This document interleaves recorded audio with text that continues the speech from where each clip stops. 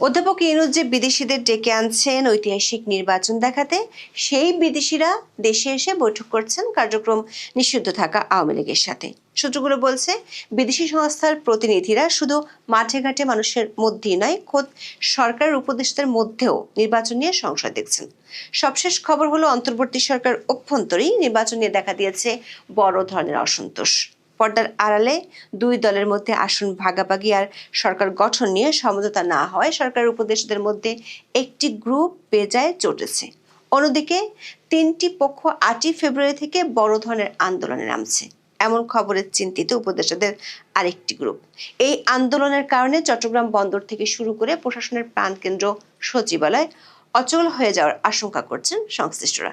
Senior কয়েকজন উপদেষ্টার ধারণা, নির্বাচনের 4 দিন মাত্র বাকি থাকলেও এত কিছু নিয়ে অচল অবস্থা দেখা দিয়েছে যে কোনো মুহূর্তে বড় ধরনের অস্থিরতা দেখা দিলে অবাক হওয়ার কিছুই থাকবে না। এমনিতেই নানা কারণে নির্বাচন কমিশন তার প্রস্তুতি এখনো শেষ করতে পারেনি। গাজীপুরে স্থগিত করতে হয়েছে নির্বাচনী সরঞ্জাম বিতরণ। পরিস্থিতি নিয়ে উপদেষ্টাদের মধ্যে আশঙ্কা এতটাই বাড়ছে যে নিজেদের মধ্যে ছোট ছোট দলে ভাগ হয়ে এখন তারা বৈঠক করছেন। কমপক্ষে 8 জন উপদেষ্টা কূটনৈতিক পাসপোর্ট বাদ দিয়ে সবুজ পাসপোর্ট নিয়ে পশ্চিমা দেশের ভিসাও লাগিয়ে নিয়েছেন। এমনকি দেশের আইন শৃঙ্খলা নিয়ন্ত্রণে রাখার দায়িত্ব যে পুলিশের, সে বাহিনীর সর্বোচ্চ ব্যক্তিটিও দেশ ছাড়তে চান।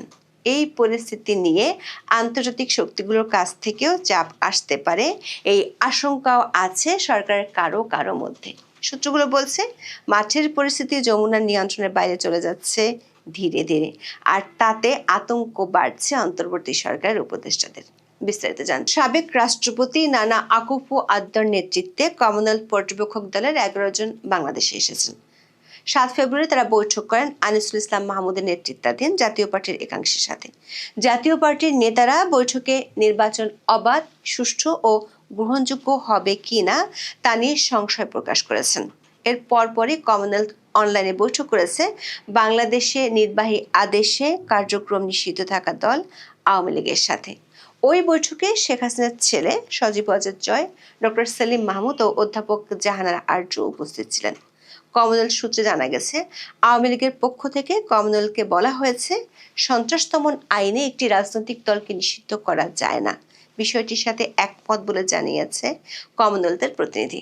দর্শক, প্রশ্ন হলো, যে দলটির কার্যক্রম নিষিদ্ধ, যারা নির্বাচনে অংশ নিতে পারছে না, তাদের সাথে কেন কমনওয়েলথ বৈঠক করলো? সে উত্তর পাওয়া যাবে 7 ফেব্রুয়ারি গবেষণা সংস্থা সেন্টার ফর পলিসি ডায়ালগ বা সিপিডির বক্তব্যে। ত্রয়োদশ জাতীয় সংসদ নির্বাচনের মাত্র 4 দিন আগে আওয়ামী লীগবিহীন নির্বাচন নিয়ে প্রশ্ন তুলেছে গবেষণা সংস্থা সেন্টার ফর পলিসি ডায়ালগ বা সিপিডি। মিডিয়া ব্রিফিংয়ে সিপিডি বলেছে, 12 ফেব্রুয়ারি অনুষ্ঠেয় জাতীয় সংসদ নির্বাচন থেকে আওয়ামী লীগকে বাদ দেওয়া হলে সেই নির্বাচন অন্তর্ভুক্তিমূলক ও গ্রহণযোগ্য হবে না। সিপিডি এবং সংস্থাটির শীর্ষ ব্যক্তিত্বের সাথে বাংলাদেশের অন্তর্বর্তী সরকারের খুব ঘনিষ্ঠ সম্পর্ক। সরকার পক্ষ থেকে বহু আগে থেকে জানানো হয়েছে, নির্বাহী আদেশে কার্যক্রম নিষিদ্ধ থাকা আওয়ামী লীগ আসন্ন নির্বাচনে অংশ নিতে পারবে না। তারপরও কেন সিপিডি হঠাৎ নির্বাচনের মাত্র 4 দিন আগে এমন কথা বলছে, তা নিয়ে সরকারের শীর্ষ মহলেও বেশ আলোচনার জন্ম দিয়েছে।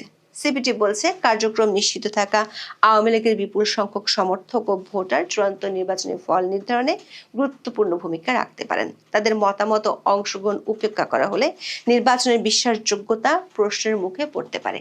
সরকার একাধিক সূত্র বলছে, আওয়ামী লীগ ছাড়া যে নির্বাচন হতে যাচ্ছে সেটি নিয়ে আপত্তি ইউরোপীয় ইউনিয়নও জানিয়েছে।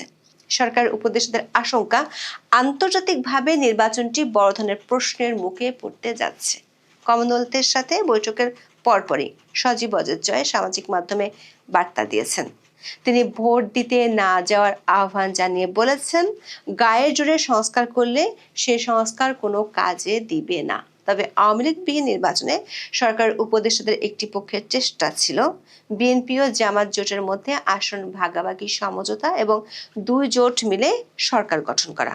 গত বছরের ডিসেম্বর থেকে এই চেষ্টা শুরু হয়েছিল। বিএনপি চেয়ারম্যান তারেক রহমান দেশে আসার পর থেকে সরকারের 4 জন উপদেষ্টা দফায় দফায় এই 2 ইস্যুতে চেষ্টা করা শুরু করেন।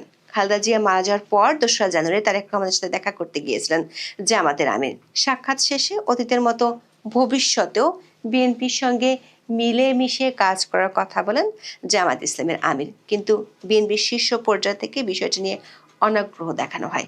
বিএনপিকে রাজি করাতে না পেরে সরকার ওই 4 উপদেষ্টার পরামর্শে এনসিপিকে নিজেদের জোটে নেয় জামাত। তারপরও চলে সমঝোতার আলোচনা।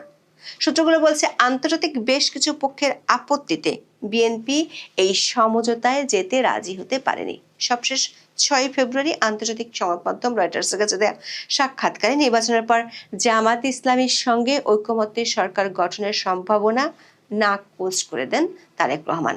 ওই সাক্ষাৎকার প্রকাশের পর থেকে জামাত ইসলামের চেয়ে বেশি অস্বস্তিতে পড়েছেন সরকারের ওই 4 উপদেষ্টা।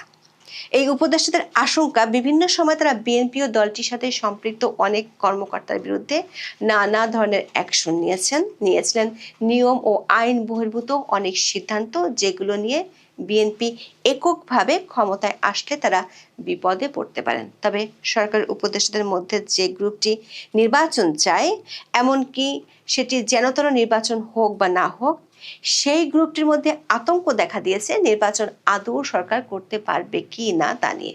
সরকারের 3 জন উপদেষ্টা মনে করেন 5 ফেব্রুয়ারি মধ্যরাত থেকে 6 ফেব্রুয়ারি যমুনা ও আশপাশের দৃশ্য দেখে তাদের মনে হয়েছে সরকারের মিত্র বলে যারা পরিচিত তারাই নির্বাচনের আগে যে দাবিতে পরিস্থিতি ঘোলাটে করছে, তাতে নির্বাচন নিয়ে শঙ্কা তাদের বেড়েছে। 8 ফেব্রুয়ারি থেকে 3টি ইস্যুতে আন্দোলন শুরু হতে পারে, এমন তথ্য তারা গোয়েন্দাদের থেকে পেয়েছেন। একটি হলো চট্টগ্রাম বন্দরকে ঘিরে আন্দোলন শুরু হচ্ছে রোববার থেকে। 8 ফেব্রুয়ারি থেকে বহির্নোঙরও অচল হয়ে যাবে। এটি হলে অচল হয়ে পড়বে দেশের অর্থনীতি, কারণ দেশের মোট রপ্তানির 91% হয় চট্টগ্রাম বন্দর দিয়ে। এমনিতেই টানা 6 দিন বন্দরের কার্যক্রম ব্যাহত হয়েছে। এতে রপ্তানি খাতে বড় ধরনের ক্ষতির আশঙ্কা দেখা দিয়েছে। পাশাপাশি পবিত্র রমজান সামনে রেখে আমদানি পণ্য খালাস না হলে গ্রাহক পর্যায়ে এর প্রভাব পড়বে বলে আশঙ্কা বন্দর ব্যবহারকারী ব্যবসায়ীদের। চট্টগ্রাম বন্দরের নিউমোরিং কন্টেইনার টার্মিনাল বা এনসিটি বিদেশি অপারেটর ডিপি ওয়ার্ল্ডকে ইজারা দেওয়ার প্রক্রিয়া বাতিল সহ 4 দফা দাবিতে অনির্দিষ্টকালে লাগাতার কর্মসূচি দিয়েছে বন্দর রক্ষা সংগ্রাম পরিষদ। এর আগে পালিত কর্মসূচিতে এতদিন বন্দরের বহির্নোঙর কর্মবিরতির আওতায় ছিল না, তবে আগামীকাল রোববার থেকে ঢাকা ধর্মঘটে বহির্নোঙরে কাজ হবে না। দাবিগুলোর মধ্যে 1 নম্বর দাবি হলো এনসিটি ডিপি ওয়ার্ল্ডকে লিজ না দেওয়ার ঘোষণা দিতে হবে সরকারকে।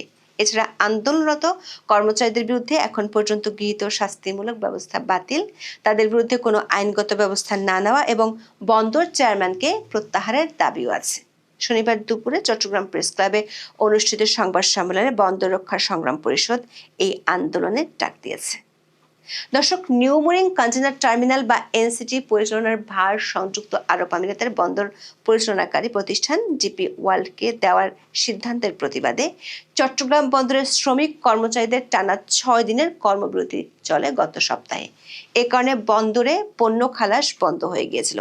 নৌ পরিবহন উপদেষ্টার সঙ্গে বৈঠক শেষে বৃহস্পতিবার বিকেলে পরের 2 দিনের জন্য কর্মবিরতি স্থগিতের ঘোষণা দিয়েছিল বন্দর রক্ষা পরিষদ। কিন্তু বৃহস্পতিবার উপদেষ্টার সঙ্গে বৈঠক শেষের কয়েক ঘন্টা পর আন্দোলনের নেতৃত্ব দানকারী বন্দর শ্রমিক কর্মচারীদের বিরুদ্ধে দুর্নীতির অভিযোগ তদন্ত ও তাদের দেশ ত্যাগে নিষেধাজ্ঞা চেয়ে বিভিন্ন সরকারি দপ্তরে চিঠি দেয় বন্দর কর্তৃপক্ষ। আন্দোলনকারীদের বাধায় বন্দরের 3টি প্রধান terminal New Mooring container terminal, Chittagong container terminal বা সিসিটি ও জেনারেল কার্গো বার্থের কার্যক্রম মঙ্গলবার থেকে পুরোপুরি বন্ধ হয়ে যায়। দ্বিতীয় যে আন্দোলনটি 8 ফেব্রুয়ারি থেকে শুরু হবে সেটি হলো পে স্কেল বাস্তবায়নের আন্দোলন। 6 ফেব্রুয়ারি সরকারি ছুটির দিনে সরকারি কর্মচারীদের একটি বিশাল মিছিল যমুনার সামনে গিয়ে আন্দোলন করলে পুলিশ ব্যাপক লাঠিচার্জ করে তাদের ছত্রভঙ্গ করে দেয়। সামাজিক মাধ্যমে ছড়িয়ে পড়া ভিডিওতে খোদ ডিএমপি পুলিশ কমিশনারকেও লাঠি চার্জ করতে দেখা গেছে। গোয়েন্দা সূত্রগুলো বলছে সরকারি কর্মচারীদের একটি বড় অংশ এর মধ্যে ঘোষণা দিয়েছে পে স্কেল ঘোষণা না দিলে তারা নির্বাচন বয়কট করবে। 8 ফেব্রুয়ারি দুপুর 2টার মধ্যে প্রজ্ঞাপন জারি না করলে তারা পুরো দমে কর্মবিরতিতে যাবে। এমনকি ওই গ্রুপটি সচিবালয়ে তালা ঝুলে দিতে পারে এমন আশঙ্কাও করছে গোয়েন্দারা। তাদের সাথে একমত হয়ে সরকারি সেবাদান প্রতিষ্ঠানের কর্মচারীরাও যোগ দিতে পারে। সরকারের কয়েকজন উপদেষ্টা মনে করেন নির্বাচনের মতো মহাযজ্ঞের আগে সরকারি কর্মচারীরা বয়কটের ডাক দিলে কোনোভাবেই নির্বাচন করা সম্ভব হবে না। তবে আশঙ্কার কথা হলো সরকার এই উপদেষ্টাদের ধারণা সরকারের ভিতরে একটি পক্ষ নির্বাচন হোক সেটি চায় না। তাদের ইন্ধন যদি এসব আন্দোলনের পিছনে থাকে তাহলে এসব আন্দোলন সরকারের পক্ষে সামাল দেওয়া সম্ভব নয়। কারণ চট্টগ্রাম বন্দর ইস্যুতে ডিপি ওয়ার্ল্ডের সাথে চুক্তি থেকে সরে আসা সরকারের পক্ষে সম্ভব নয়। তাহলে শক্তিধর যে আন্তর্জাতিক পক্ষ সরকারকে এতদিন সাপোর্ট করে আসছে তারা রাতারাতি শত্রুতে পরিণত হবে। ফলে অধ্যাপক ইউনূস পড়েছেন উভয় সংকটে। তৃতীয় আন্দোলনটি অবশ্য সরকারের মিত্রদের। 5 ফেব্রুয়ারি মধ্যরাত থেকে 6 ফেব্রুয়ারি পর্যন্ত জাতিসংঘের অধীনে হাদি হত্যার তদন্তের দাবিতে ইনকিলাব মঞ্চ যমুনা ঘেরাও করে। সরকারের মিত্র হওয়া সত্ত্বেও পরিস্থিতি নিয়ন্ত্রণের বাইরে যাওয়ায় পুলিশ ব্যাপক চড়াও হতে বাধ্য হয় জানিয়ে সরকারের মিত্রদের ক্ষোভ ঝরে পড়ে সামাজিক মাধ্যমে। সরকার একটি পক্ষের অনুরোধে শেষ পর্যন্ত তারা 8 ফেব্রুয়ারি পর্যন্ত আন্দোলন স্থগিত করেছে। সূত্রগুলো বলছে কোটি টাকার অনুদান, কোটি টাকার ফ্ল্যাট আর হাদির ভাইকে বিদেশি দূতাবাসের লোভনীয় চাকরি দেওয়ার পরও কেন হুট করে যমুনার সামনে এসে জড়ো হয়েছে সেটি সরকারের কাছে বেশি বিস্ময়ের। অভিযোগ আছে সরকার একজন উপদেষ্টার সাথে কয়েকদিন আগে ইনকিলাব মঞ্চের কয়েকজনের বৈঠক হয়েছিল। সরকার উপদেষ্টাদের একটি অংশের আশঙ্কা এই 3টি আন্দোলন একসাথে শুরু হলে সরকার নির্বাচনী প্রস্তুতির কাজ থেমে যেতে বাধ্য। এমনিতেই নির্বাচন কমিশন এখনো অনেক পিছিয়ে আছে। দেশের সব নির্বাচনী অফিসে এখনো ব্যালট সহ দরকারি সব সরঞ্জাম পৌঁছায়নি। এর মধ্যে গাজীপুর জেলায় নির্বাচনী ব্যালট পেপার বিতরণ কার্যক্রম স্থগিত করা হয়েছে। 6 ফেব্রুয়ারি গাজীপুরের জেলা প্রশাসক ও রিটার্নিং কর্মকর্তা মোহাম্মদ আলম হোসেন স্বাক্ষরিত এক চিঠিতে এ তথ্য জানানো হয়েছে। চিঠিতে উল্লেখ করা হয়েছে গাজীপুর জেলার 5টি সংসদীয় আসনের গণভোট ও জাতীয় সংসদ নির্বাচনের ব্যালট পেপার বিতরণ কার্যক্রম অনিবার্য কারণবশত স্থগিত করা হয়েছে। নির্বাচনী মালপত্র বিতরণের নতুন তারিখ ও সময় পরবর্তীতে জানানো হবে। তবে কি কারণে নির্বাচনের মাত্র 4 দিন আগে এমন সিদ্ধান্ত নেওয়া হয়েছে তা জানানো হয়নি। সরকার একাধিক সূত্র বলছে নির্বাচন নিয়ে সরকারের উপদেষ্টাদের মধ্যে শুধু নয় সরকার ঘনিষ্ঠ আমলাদের মধ্যেও ব্যাপক শঙ্কা দেখা দিয়েছে, যেটি অতীতে কখনোই দেখা যায়নি। এবার তাই ঘটছে। দায়িত্বের থেকেও লাল পাসপোর্ট জমা দিচ্ছেন সরকার উপদেষ্টারা। সবুজ পাসপোর্ট নিয়ে সেখানে পশ্চিমা দেশের ভিসার সিলমোহর লাগিয়ে নিয়েছেন। কমপক্ষে 7 জন উপদেষ্টার পরিবারের সদস্যরা দেশ ছেড়েছেন এরই মধ্যে। গত 20 জানুয়ারি থেকে 2 ফেব্রুয়ারি পর্যন্ত কমপক্ষে 8 জন উপদেষ্টা বিশেষ পাসপোর্ট ছেড়ে সাধারণ পাসপোর্টের জন্য আবেদন করেছেন। ইতিমধ্যে অর্থ উপদেষ্টা এবং পররাষ্ট্র উপদেষ্টা এর সত্যতাও স্বীকার করেছেন। দায়িত্ব থেকে এমন আবেদনের বিষয়টিকে অস্বাভাবিক বলে মন্তব্য করেছেন পররাষ্ট্র উপদেষ্টা। তিনি কৌশলে বলেছেন অন্য দেশের ভিসা আগেভাগে নিয়ে রাখতেই এমন কাজ করছেন তার সহকর্মীরা। শুধু উপদেষ্টারা নয় সরকার ঘনিষ্ঠ কর্মকর্তারাও বিপদ আঁচ করতে পেরে আগে থেকেই প্রস্তুতি নেওয়া শুরু করেছেন। দেশের নিরাপত্তা দেওয়ার দায়িত্ব পুলিশের। সেই পুলিশের সর্বোচ্চ ব্যক্তিটি লাল পাসপোর্ট আর রাখতে চান না। আইজিপির চাকরির চুক্তির মেয়াদ আছে এখনো 8 মাস। তা সত্ত্বেও আইজিপি বাহারুল আলম লাল পাসপোর্ট সমর্পণ করে সাধারণ পাসপোর্ট নিতে চান। এ লক্ষ্যে তিনি গত 3 ফেব্রুয়ারি স্বরাষ্ট্র মন্ত্রণালয়ে চিঠি দিয়েছেন। জাতীয় সংসদ নির্বাচনের ঠিক আগ মুহূর্তে খোদ আইজিপির এমন উদ্যোগ প্রশাসনে ব্যাপক আলোচনার জন্ম দিয়েছে। সরকারি একটি সূত্র বলছে 9 জন উপদেষ্টা এরই মধ্যে অধ্যাপক ইউনূসকে জানিয়ে দিয়েছেন 12 ফেব্রুয়ারির পর তারা আর কোনোভাবেই থাকতে চান না। কিন্তু এই উপদেষ্টাদের আশঙ্কা অধ্যাপক ইউনূসের কিচেন ক্যাবিনেটের কয়েকজন সদস্য নির্বাচন হোক সেটি চান না, কিংবা দুই দলের মধ্যে বড় সমঝোতা ছাড়া নির্বাচন হওয়া ঠিক হবে না বলে তারা মনে করেন, যার চাপ পড়ছে পুরো প্রশাসনে।